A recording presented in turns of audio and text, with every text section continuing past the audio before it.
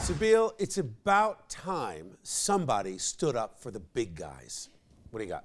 Landlords love him, tenants hate him. Meet Bradley Silverbush, the go-to lawyer for landlords. Are you the most hated man in New York? I don't think so. I don't think so.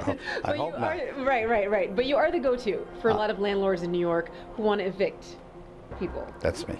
I met with Bradley in New York City in his law office, and by the looks of the office, you think he's a kid at heart, but this guy will get you kicked out of a rent-stabilized apartment and be happy about it.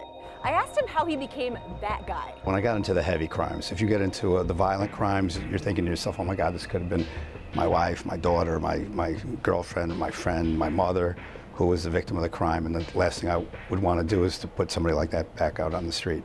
And he just got tired of that, so he switched to tenant law. Most of my clients, I would say all of my clients, I like to think all of my clients, are usually in the right, are always in the right. They're not evicting people who don't deserve to be evicted. Most of the people I bring cases against have either violated the law or breached their lease or have done something wrong. He uses private investigators and covert cameras to catch people who are illegally using their apartment.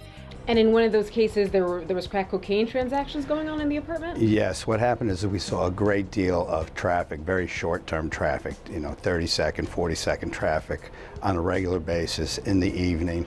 And we could see something transacting between the visitor and the person opening up the door.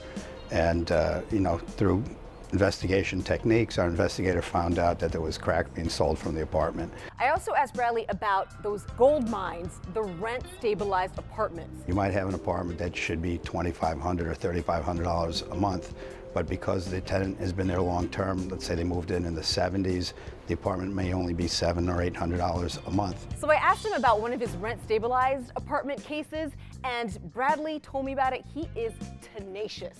It took him 5 years, but he actually got a police officer on record, lying under oath, trying to help his brother save a rent-stabilized apartment. It was an apartment, the rent was, I think it was less than $200 a month. On the free market, it would rent for easily $3,500 a month. And the two of them lied under oath. They submitted false statements under the penalties of perjury. Love him or hate him, Bradley says when he kicks you out of an apartment, it's because you were using it illegally.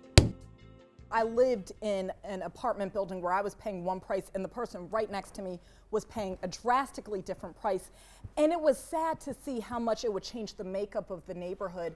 People who were good, hardworking people. How do you make a living in a city where it's so expensive and this was your home for years? That's rough to know that person's being kicked out. I was reading an article recently about how a star from Orange is the New Black lives in a rent-stabilized apartment. It's ridiculous. So I'm so happy someone is out there, as you said, fighting for the big guy. Yeah.